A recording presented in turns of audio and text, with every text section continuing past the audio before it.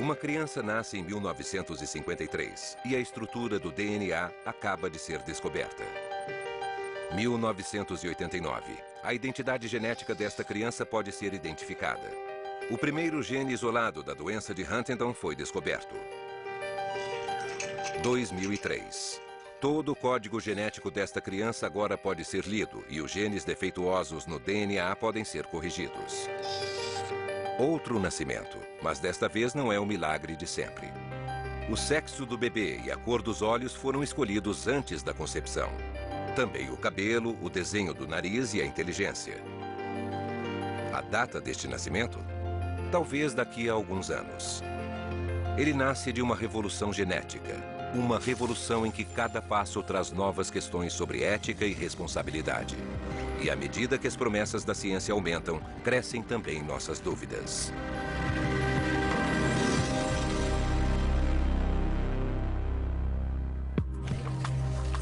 26 de dezembro de 2002. Uma conferência de imprensa nos Estados Unidos. Estamos muito felizes em anunciar que o nosso bebê clonado nasceu. Esta afirmação de uma seita religiosa, os raelianos, provavelmente é uma farsa. Mas clonar um bebê é o grande objetivo de alguns cientistas em todo o mundo. É o objetivo maior de uma ciência em que alguns temem que o desenrolar dos acontecimentos possa estar superando a nossa habilidade de examinar, considerar e pesar as consequências. Atualmente existem 72 mil experiências sendo feitas no mundo relacionadas ao DNA. 72 mil experiências e estamos apenas começando. O que estamos fazendo é sintetizar milhões de anos de tentativa e erro e apressar o processo da transferência de gene em pouco tempo. Então, sendo racional, eu posso afirmar que tudo isso é uma loucura. Loucura ou não, é a ideia incrível de poder manipular e controlar nossa herança genética que estimula a medicina moderna, ao tentar vencer as doenças causadas pelos nossos genes. Quando se trata de pesquisa médica, qualquer tecnologia que funcione é rapidamente aceita pelo público. Os éticos podem não gostar e os cientistas podem não gostar, mas se o público acreditar que funciona, será aceito. E a legislação vai sempre acompanhar. A ética sempre acompanhou a ciência, jamais a conduziu. E, na verdade, eu não vejo nenhuma razão para ser diferente com a genética. Os éticos vão adorar dizer para os geneticistas o que eles devem fazer, mas os geneticistas não darão atenção. Enquanto o debate esquenta, esse programa o levará para as fronteiras da pesquisa genética. É um lugar onde os cientistas frequentemente admitem que não sabem por que as experiências funcionam, mas é onde não existe nenhuma dúvida de que a medicina genética está se mostrando extraordinariamente promissora. Esperamos que no futuro possamos injetar células-tronco num paciente e que essas células regenerem as partes gastas do nosso corpo. Acho que a clonagem é talvez a mais poderosa tecnologia que os homens jamais desenvolveram. Nossa esperança é que o trabalho que nós e os outros cientistas estamos fazendo termine um dia, confinando as doenças genéticas nos livros de história. Para saber o que o público pensa dos acontecimentos que estão revolucionando o nosso futuro genético, Discovery encomendou uma pesquisa internacional sem paralelo em 8 países. Apesar do grande otimismo dos geneticistas, a nossa pesquisa descobriu que o público está cético quanto ao futuro da raça humana ser decidido pela genética. Os brasileiros são os mais entusiasmados, mas esse apoio diminui acentuadamente na Inglaterra. E nos Estados Unidos, 40% das pessoas concordam. Conforme evoluímos, acho que vai cada vez mais influenciar a medicina e a maneira como as pessoas são tratadas. Acho que ainda há um longo caminho pela frente e, sabe, existem outras coisas que provavelmente são mais importantes para essa caminhada do que somente a genética. A ciência genética promete muito, a manipulação dos nossos genes. Mas será que ela pode cumprir? E, se puder, estamos prontos para assumir a responsabilidade de interferir na verdadeira estrutura da vida, o nosso DNA? Olha para ele. Londres, daqui a 50 anos. Nós imaginamos um mundo onde a ciência genética faz parte do dia a dia de famílias como essa. Para essa geração, os genes podem ser desmembrados e alterados de acordo com a sua vontade. Projetar bebês é a regra. Projeção holográfica é lançada para selecionar crianças projetadas. A cura genética do câncer acaba com as experiências clínicas. E a cura para a doença que mais mata no Ocidente finalmente chegou. O supermercado é processado por criar perus com 8 peitos. Genes animais são manipulados para satisfazer as necessidades e o apetite humanos. E por ser careca, levando fora das garotas? Aplique o Gene Mais Cabelo 3 no seu couro cabeludo agora. Quando eu ficar velho, precisar disso? A cura genética para a calvície ainda não existe. Mas desde que os segredos do nosso genoma foram descobertos, os cientistas se perguntam se poderiam manipular os nossos genes. Essa grande ideia é a terapia de genes. Para as doenças causadas por um único gene defeituoso, como fibrose cística, distrofia muscular ou hemofilia, a terapia de genes parece ser a luz no final do túnel. Esse homem é a prova viva de que a terapia de genes funciona. Ele é a única pessoa no mundo que aparentemente se curou da hemofilia, depois de fazer parte de uma experiência de terapia de genes pioneira. Doenças como a hemofilia são causadas por mau funcionamento dos genes. A ideia por trás da terapia de genes é simples. Por que não implantar um gene saudável no DNA para resolver o problema? A terapia de genes usa um vírus para implantar o novo gene no núcleo, assim como um envelope carrega uma carta. O gene se implanta no genoma ao acaso. Agora ele pode ser lido, e as instruções corretas são passadas do núcleo para a fábrica de proteínas, que por sua vez produz as lajes do nosso corpo. Mas a terapia de genes tem seus riscos. De fato, em algumas tentativas, ela se mostrou fatal. Em 1999, o jovem Jesse Gelsinger morreu enquanto se submetia a uma terapia de genes experimental no seu fígado doente. O vírus usado para levar o gene substituto provocou uma grande reação imunológica que matou o adolescente. Meu problema com a terapia de genes não é com o princípio da coisa, mas com a sua execução. Jesse Gelsinger, esse rapaz não corria nenhum risco de vida. Ele levava uma vida razoavelmente saudável. Ele morreu quase que imediatamente após a terapia. Ele não precisava ter morrido. Outros erros surgiram da terapia de genes. Crianças com imunodeficiência pareciam os candidatos ideais para o tratamento.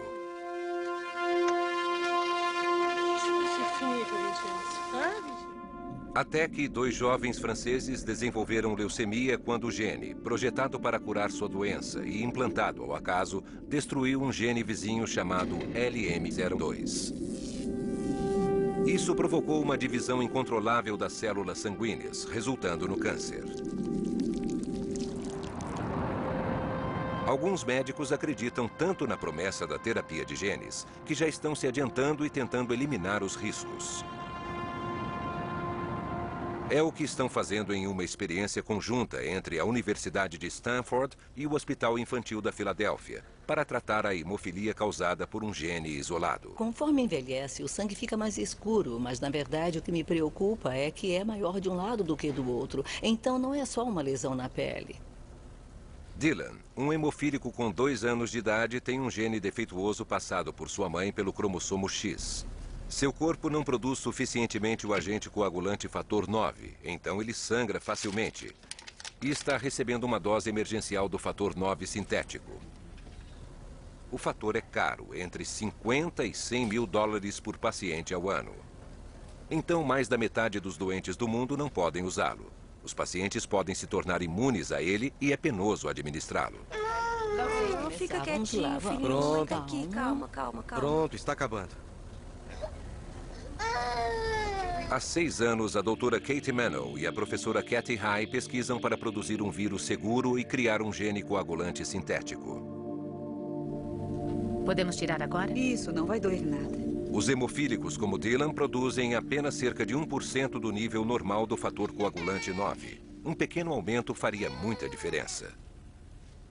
As pessoas que têm níveis ligeiramente mais altos, digamos de 3 a 4%, apresentam bem menos casos de sangramento espontâneo ou casos de sangramento perigoso. Se conseguíssemos manter os níveis de circulação numa variação percentual pequena, isso certamente o deixaria livre dos sangramentos espontâneos. E então, como está se sentindo? Há 4 meses, Chris Brandt, de 31 anos, viajou da Austrália para os Estados Unidos para tentar.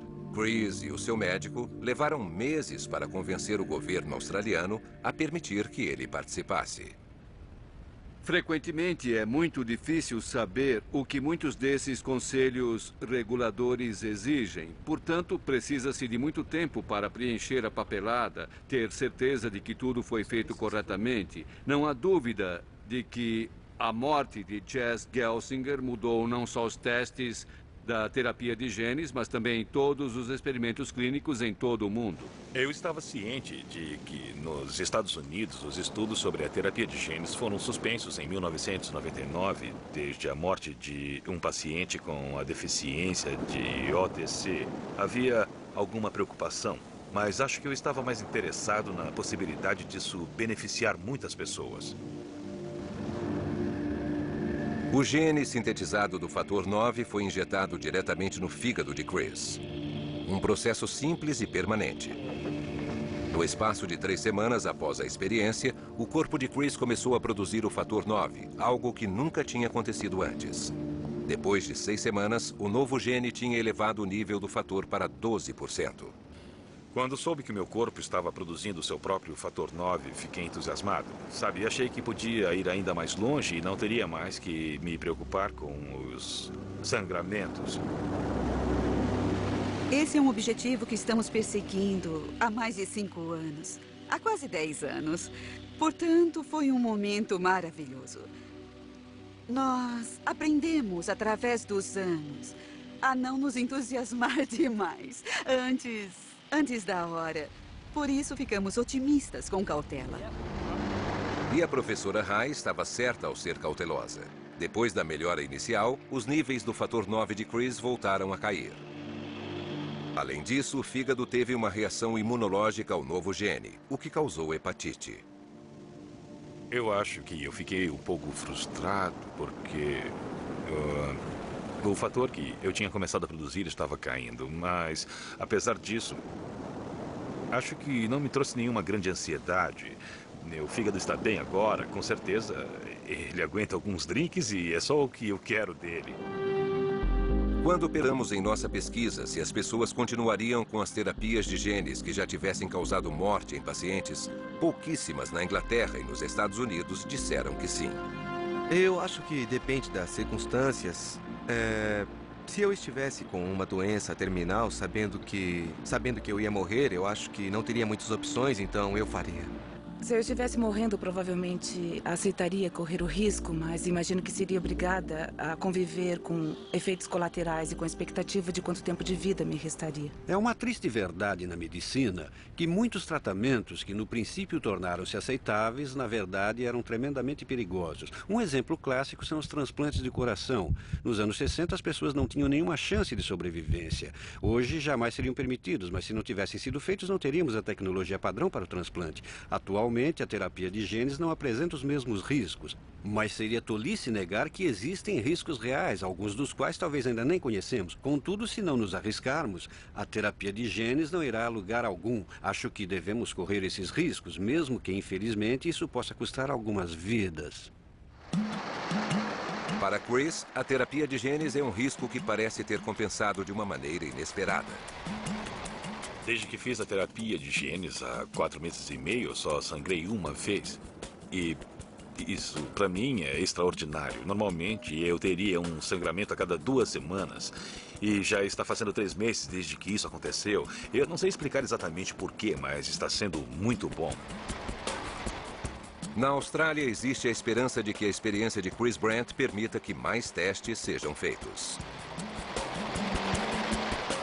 A consequência disso é muito estimulante e certamente é um grande avanço na terapia de genes, já que agora vislumbramos a possibilidade de um benefício terapêutico num ser humano que fez a terapia de genes. Além disso, parece que ele ainda está se beneficiando da terapia de genes de uma maneira que ainda não compreendemos completamente.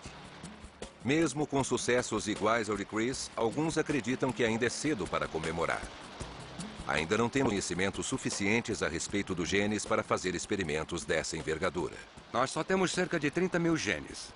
Mas deve haver 200 ou 300 mil proteínas codificadas por eles. O que os biólogos moleculares não conseguem dizer é por que um gene decide codificar uma proteína e outra não.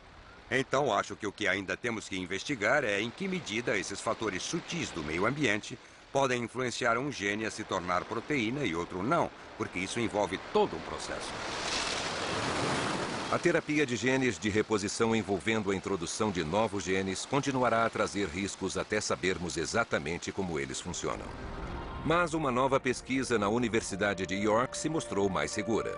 Ao invés de substituir um gene defeituoso, ela destrói a sua mensagem, atacando o mensageiro. É o primeiro passo para destruir o maior de todos os assassinos, o câncer. Este é o núcleo de uma célula cervical cancerígena que foi forçada a se autodestruir. O câncer é causado por um vírus sexualmente transmitido, chamado papilomavírus humano, ou HPV. Todos os anos, 400 mil mulheres em todo o mundo morrem por causa dele. A professora Jo Milner passou os últimos 3 anos tentando descobrir meios de derrotá-lo. No interior do núcleo de uma célula saudável estão os genes P53 e RB.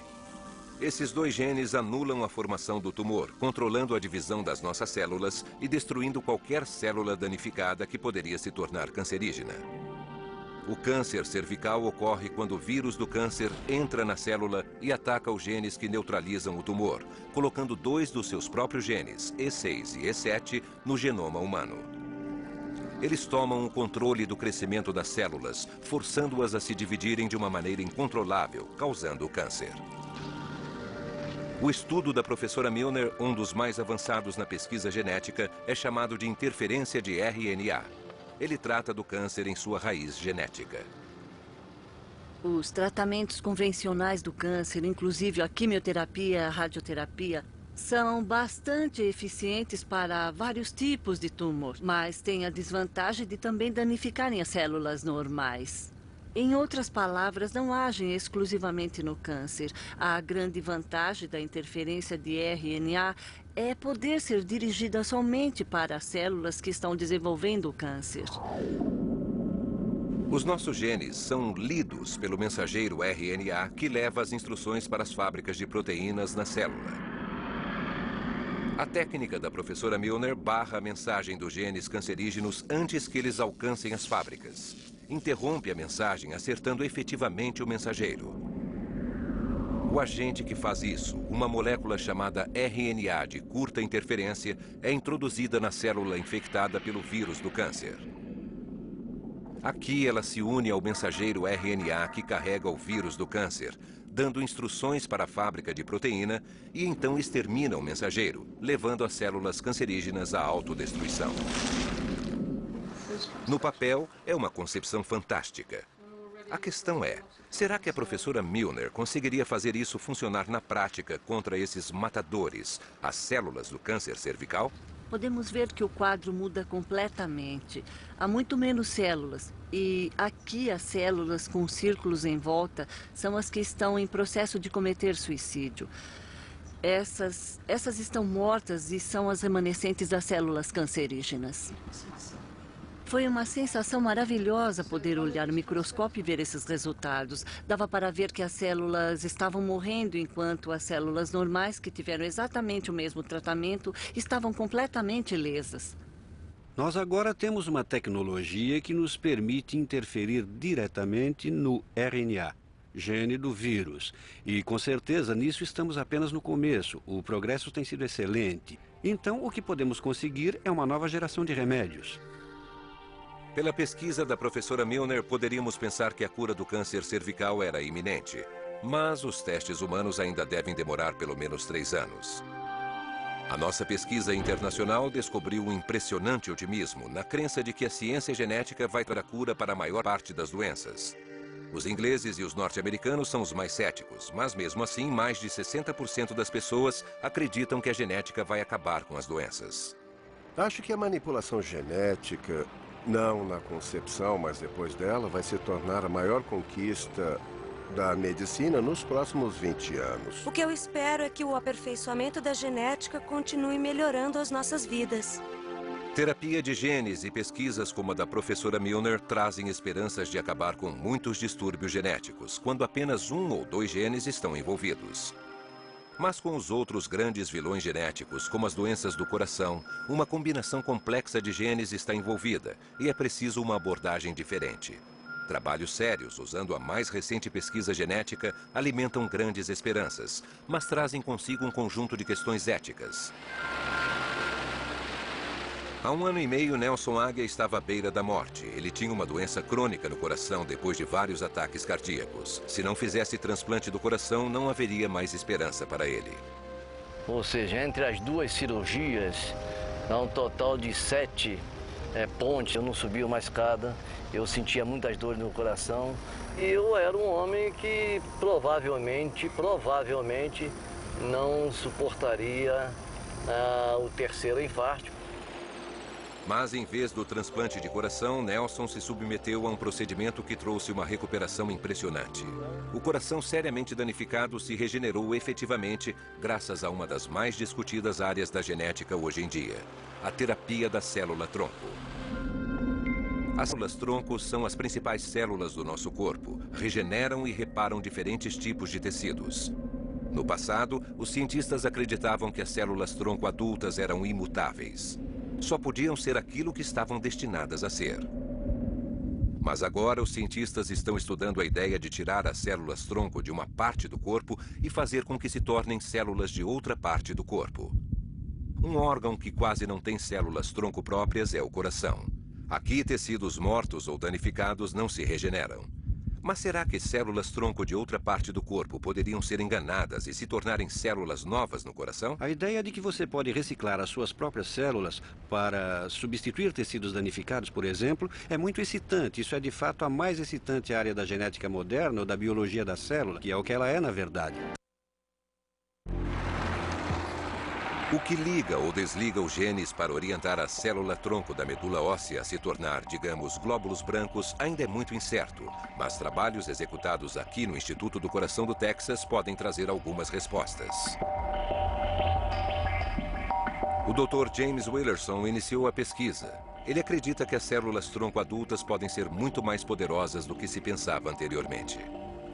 Nós estamos seguros de que uma pessoa pode usar as células da medula óssea como uma forma de transplantar a célula-tronco de uma maneira que melhoraria o fluxo do sangue para o coração e melhoraria o funcionamento do coração doente.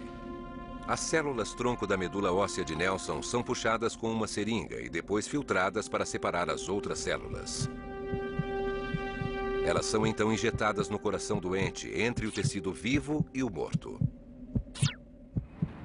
A grande dúvida é se esse novo ambiente pode convencer as células-tronco a se tornarem novas células, em vez dos glóbulos brancos que estavam destinadas a ser originalmente. O Dr. Emerson Perin, um especialista em coração do Instituto do Coração do Texas, está trabalhando nesse projeto pioneiro. Ele decidiu dirigir as experiências para o seu país de origem, o Brasil. Inicialmente, o Dr. Perin vai mapear o coração doente em 3 dimensões, colocando uma sonda no órgão através de uma artéria da perna.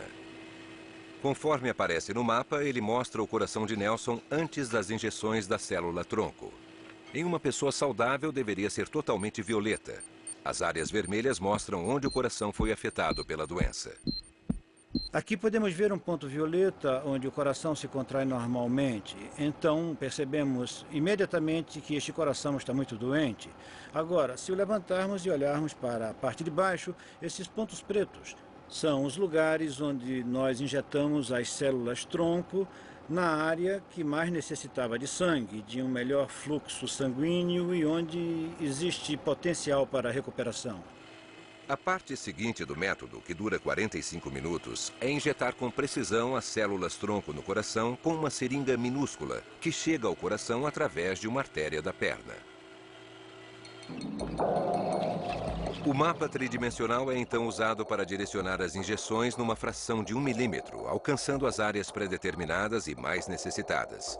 Apesar dessas células-tronco virem da medula óssea do paciente, uma coisa incrível aconteceu depois que elas foram colocadas no coração. Ficou claro que quando colocamos uma dessas células-tronco no meio de um punhado de células do coração, elas como que imitaram o ambiente em volta. As células são muito espertas e logo ficaram iguais ao tecido do jeito que nós queríamos. Nós achamos que, de alguma maneira, as células-tronco são capazes de criar várias substâncias muito benéficas que podem, por exemplo, ajudar a reconstruir os vasos sanguíneos. Elas também podem se tornar, digamos, uma parte dos vasos sanguíneos ou de um músculo do coração. E isso é um outro mecanismo. Então, por enquanto, ainda não temos muita certeza de como isso funciona, mas já temos uma boa ideia. Talvez eles não saibam como funciona, mas parece que realmente funciona. A imagem da direita é um quadro do coração de Nelson apenas 4 meses depois da operação. Olhando para essa imagem feita na hora da injeção, podemos ver aqui, no lugar onde as células foram injetadas, nós vemos uma melhora considerável que é demonstrada por essa grande área violeta que representa o músculo com contrações normais. Se olharmos para o outro lado do coração, veremos também uma mudança nesta grande área vermelha do músculo do coração antes enfraquecido e que agora está se tornando um coração normal e mais forte.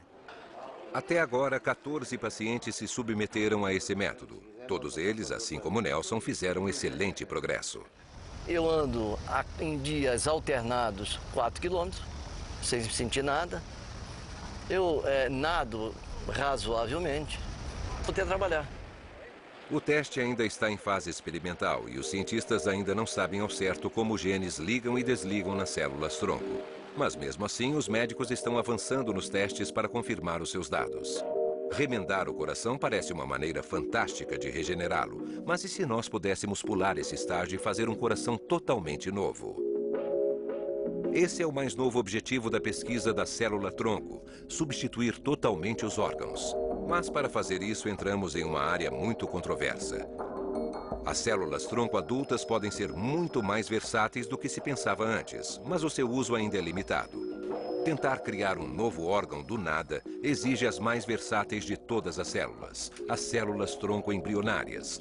Células cujos genes podem ligar e desligar para ficar iguais a todos os tipos de células do corpo humano. Células produzidas por embriões com cerca de 5 dias de vida. Sem dúvida, a parte mais excitante da genética é a genética do desenvolvimento. Como levar um óvulo até um ser humano? Como levar as características dos tecidos de um embrião para um coração? Agora, se conseguirmos fazer isso, é provável, apenas provável, que nós mesmos podemos fazer isso e reconstruir um coração. Pense nos problemas médicos que isso resolveria. Mas resolver esses problemas exige uma ação que muitos acham repugnante. Quando criamos embriões especificamente para extrair deles as células-tronco com fins experimentais, lembrando que o embrião será eliminado depois, já que não vai crescer, isso é muito perigoso. É eugenia. Isso não deveria ser um procedimento normal da ciência. Mas a ciência está prosseguindo, e com resultados tão extraordinários que os éticos terão de brigar para serem ouvidos.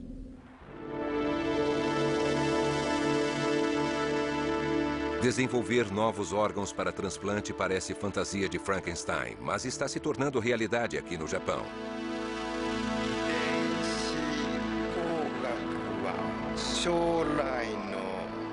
Essa rã tem olhos que foram criados artificialmente neste laboratório. Eles funcionam perfeitamente depois de terem sido transplantados na rã por este homem. O professor Makoto Asashima fez uma descoberta incrível na Universidade de Tóquio. Ele é o primeiro cientista do mundo a criar do nada um órgão dos sentidos através de uma célula-tronco embrionária. As células-tronco embrionárias são os blocos de construção de todas as criaturas, tanto animais quanto humanas. Depois que um esperma fertiliza um óvulo, ele começa a se dividir até que depois de 4 ou 5 dias já são 200 esferas de células vigorosas. São as células-tronco. Nessa altura, elas têm a capacidade de se tornar qualquer parte do corpo. Se pudermos aproveitar esse potencial e direcioná-lo, podemos desenvolver qualquer órgão que quisermos. Na Universidade de Tóquio, o professor Asashima pegou as células-tronco de um embrião de girino e as cultivou no laboratório. O desafio, então, foi induzir as células-tronco a se tornarem olhos. Nós colocamos vários indutores com as células-tronco num tubo de ensaio e, alterando as condições das células, como, por exemplo, mudando a concentração de um indutor de proteína chamado actina, podemos criar vários órgãos no tubo de ensaio. Esses olhos, criados em laboratório, são transplantados para os girinos que tiveram os próprios olhos removidos. O próximo desafio é fazer os olhos transplantados funcionarem. E, mais uma vez, apesar da genética ter controlado o mecanismo, ainda não sabemos até que ponto o motor foi acionado. O nervo do olho cresce indo em direção à parte óptica do cérebro e então para. Então, o nervo vem do cérebro e os dois nervos se juntam. Até o momento, não sabemos por que o nervo do olho transplantado cresce em direção ao cérebro. Enquanto os girinos se desenvolvem, a questão é, será que essa ciência pioneira vai mesmo funcionar? Será que as jovens rãs podem ver através dos novos olhos? Para descobrir isso, o professor Asashima aproveitou uma qualidade rara e natural da rã. Quando as rãs não conseguem enxergar, o corpo escurece. Se elas conseguem ver, mesmo com um olho só, ficam com uma cor mais clara, quase branca. Nesse tanque, podemos perceber claramente que as rãs mais claras conseguem ver. Algumas são até brancas. E as rãs com cores mais escuras, em que o transplante não funcionou, são cegas. A esperança do professor Asashima é de que essa visão futurista possa um dia literalmente dar visão para as crianças cegas. Existem diferentes graus de cegueira, mas se nós podemos desenvolver olhos num tubo de ensaio, então haverá, de fato, uma chance de que possamos curar a cegueira usando o tratamento das células-tronco. À medida que o professor Asashima aumenta o seu conhecimento a respeito do funcionamento dos genes que governam essas células-tronco, ele está aprendendo a desenvolver outros órgãos de rãs, rins, fígados e um dos mais complexos de todos, o coração. O coração da rã está esperando para ser transplantado. É o próximo objetivo na lista do professor. Nas experiências do professor Asashima, as células-tronco são derivadas de embriões produzidos sexualmente por rãs fêmeas e machos. O grande problema para os humanos é que o nosso complexo sistema imunológico rejeita instantaneamente órgãos que tenham DNA diferente dos nossos. É por isso que os pacientes com coração transplantado têm de tomar drogas imunossupressoras poderosas. O único meio de obter células-tronco contendo apenas os nossos próprios genes é através de um embrião clonado. Para conseguir isso, um óvulo humano é retirado de seu núcleo e um novo núcleo é implantado. Isso pode vir de qualquer célula do corpo. Um choque elétrico unifica os dois e a divisão começa. Um embrião clonado foi criado. E o Dr. Robert Lanza está fazendo exatamente isso.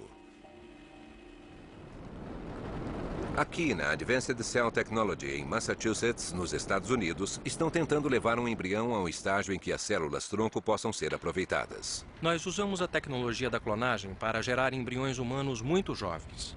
Embriões com apenas 4 ou 8 células. Para ir do embrião jovem até o blastocisto, que é um conjunto de cerca de 100 células, é preciso um ajuste delicado das condições de cultura, bem como de cada passo do processo de clonagem. Nossos parentes mais próximos, os primatas, encorajam Robert Lanza em suas pesquisas sobre embriões clonados. Aqui eles já chegaram ao estágio crucial dos blastocistos, com 100 a 200 células, quando a extração das células-tronco é possível. Ele acredita que as aplicações têm muitas possibilidades. Já sabemos, por exemplo, como transformar células-tronco em recipientes para a dopamina produzir as células que podem ser usadas no tratamento de, por exemplo, um paciente com um mal de Parkinson. E sabemos que adicionando algo como ácido retinóico, podemos transformar essas células-tronco embrionárias em células do coração. E inclusive já colocamos essas células do coração em vários andaimes degradáveis para criarmos o que chamamos de remendos miocárdicos e podermos consertar o coração do mesmo jeito que consertamos o pneu de uma bicicleta.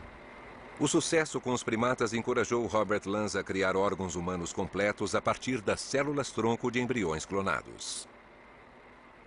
Criar um coração completo é difícil, é um processo muito complicado e que provavelmente ainda vai demorar uns 10 ou 15 anos. Apesar de ainda distante, tudo isso soa muito promissor, mas há um preço a ser pago.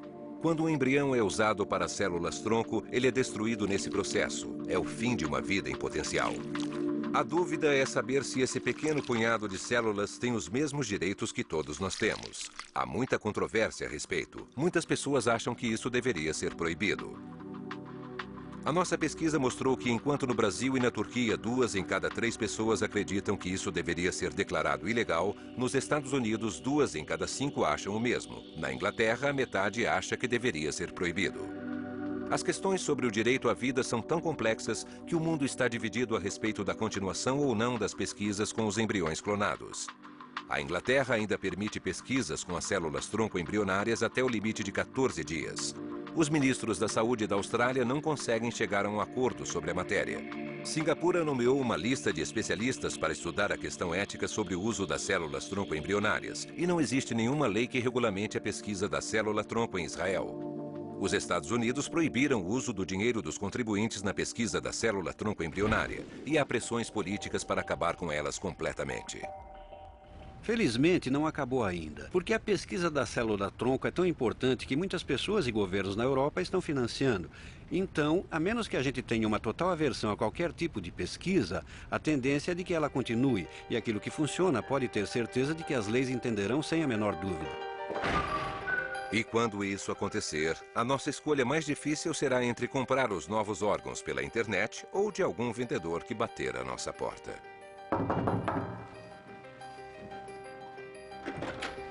Bom dia, meu caro senhor. Posso tomar um pouco do seu tempo? Não estou interessado em comprar nada. Por favor, senhor. É só um minuto. Eu tenho uma oferta que o seu corpo não pode recusar. Quantos anos o senhor tem, se me permite a pergunta? 40. O senhor sabe que aos 40 anos o fígado tem a metade da eficiência que tinha aos 18 anos? E que seu coração também está... Sim. Começando a falhar? Bem, que tal um coração novo?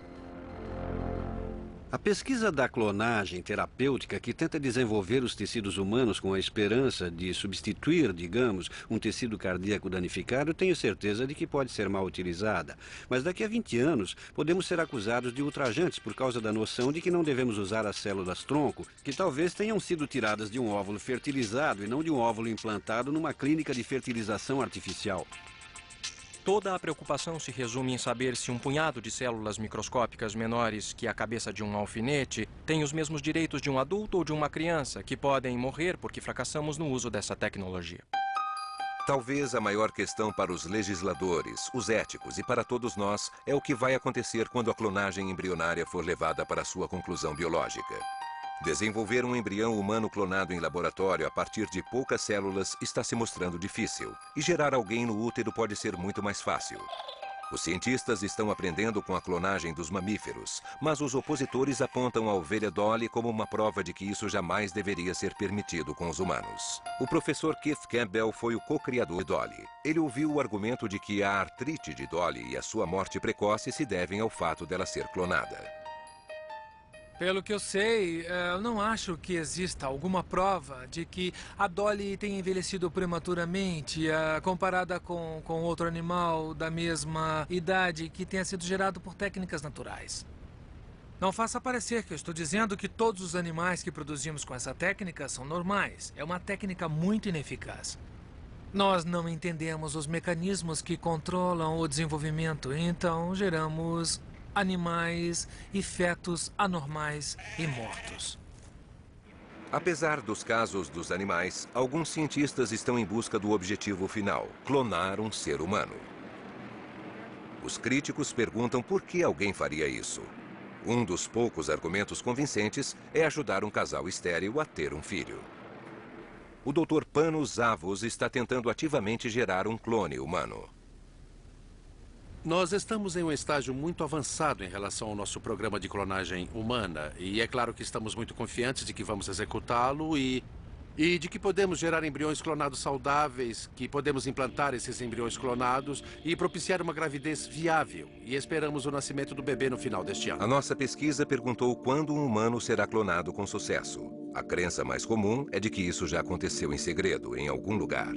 1/3 acha que isso vai acontecer nos próximos 5 anos, enquanto apenas 1 em cada 7 pessoas acredita que nunca haverá um clone humano bem-sucedido. Acho que o que podemos supor aqui é que, se isso já não tivesse sido feito, estaria para ser feito.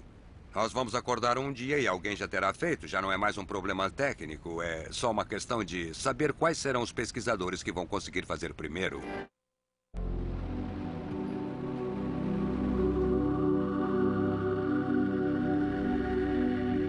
Olha só isso. Você em 2007. A cada dia ela se parece mais e mais com você. Você sabia que quando nós resolvemos te clonar, por alguma razão achei que ela podia ser um pouco diferente de você. Não há dúvida de que todo casal deveria ter o direito de gerar e de escolher a via pela qual gostariam de poder gerar seus filhos. As pessoas estão muito assustadas com a clonagem porque não conhecem o assunto.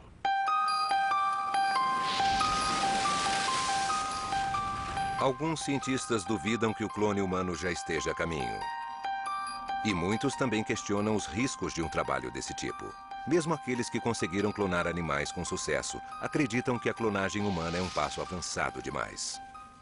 Os descendentes podem ter anomalias que, com a medicina moderna, talvez não signifiquem um risco, mas eu acho que, por enquanto, as chances disso acontecer não valem os riscos e nós não devemos tentar clonar um ser humano. Acho que as pessoas precisam entender que, se desenvolvermos a clonagem humana, vamos começar a experimentar em crianças, em bebês. E algumas coisas podem dar errado. Pode haver algum sofrimento e simplesmente não há justificativa nesse tipo de experimentação em pessoas só porque alguém acha que quer perpetuar sua constituição genética. Mas o Dr. Panos Avos acredita que os especialistas em fertilidade como ele estão perfeitamente preparados para evitar os riscos. Fazemos fertilização in vitro em humanos há mais de 20 anos. E, portanto, sabemos mais sobre a medicina reprodutiva, como gerar uma criança ou um embrião num recipiente, transplantar para um útero e depois acompanhar essa gravidez para que ela siga corretamente, para que seja muito bem sucedida. E somos muito bons nisso. A moral da história é: a clonagem irá se tornar um dia apenas mais um caminho para a reprodução humana. Uma técnica que as pessoas vão procurar como um último recurso. A nossa pesquisa revela uma intensa oposição à clonagem, mesmo para os casais estéreis que não podem ter filhos de outra maneira. Quase 9 entre 10 pessoas pesquisadas na Inglaterra disseram que não seriam clonadas, mesmo que fossem totalmente estéreis. Os dinamarqueses fazem uma oposição ainda mais radical à ideia, mas 1/3 dos mexicanos apoiam a ideia da clonagem. Todo mundo vai ser modificado geneticamente e viraremos espécimes perfeitos. Acho que a clonagem não tem cabimento. Eu acho. Parece a praga que a minha mãe me rogou. Tomara que seus filhos sejam iguaizinhos a você. Não. Muitos de nós achamos a clonagem humana abominável, mas alguns acreditam que esse desconforto entre cientistas vai desaparecer assim que os primeiros passos tiverem sido dados. A comunidade científica está dizendo: não, isso é irresponsabilidade, é antiético clonar um bebê. Mas quando investigamos a fundo, os cientistas não estão de fato contra a clonagem, estão apenas dizendo que ela ainda não é segura, que ainda não está aperfeiçoada. Eles apenas se opõem àqueles pesquisadores que estão começando antes do tempo, porque isso não é seguro ou porque a comunidade científica ainda não deu a sua bênção. A única forma de interromper totalmente a clonagem humana seria impondo um boicote mundial.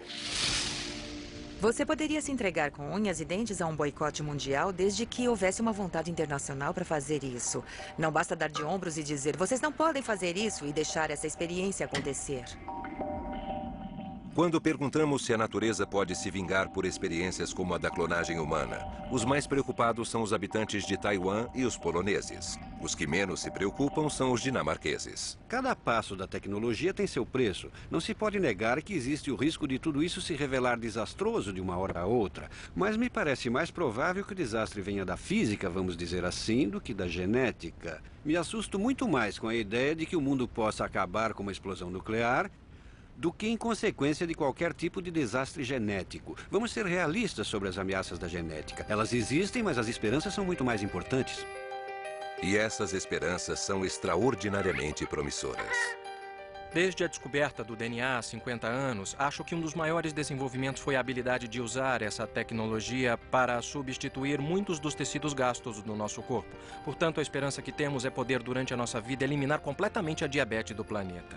Digamos que você sofreu um acidente de carro e perdeu um rim. Retiramos uma célula da sua pele e, usando essa tecnologia, construímos um rim novinho em folha. Haverá benefícios, mas é justo dizer também que haverá muito dano. Então, eu acho que uma abordagem responsável seria dizer que qualquer trajetória científica nova traz ao mesmo tempo custos e benefícios. Um passo para frente e um passo para trás. A nossa missão é fazer a grande pergunta, a questão socrática, todos os porquês, as questões éticas, os princípios sinceros. Só assim a jornada será um pouco mais benéfica, em contraponto a algum retrocesso para a humanidade. E está em nossas mãos fazer essas perguntas, ouvir as respostas. E então poderemos ter esperança de reter o controle daquilo que tantos acreditam que será a era da genética. Uma coisa com a qual não podemos nos deparar é a decepção. Não podemos confrontá-la dizendo a genética não vai fazer nada, vamos parar, ou a genética é perigosa demais, vamos parar com isso. Não temos outra opção senão continuar. E talvez daqui a 50 anos, eu espero, a genética vai me permitir voltar e olhar para trás, para o século da molécula do DNA.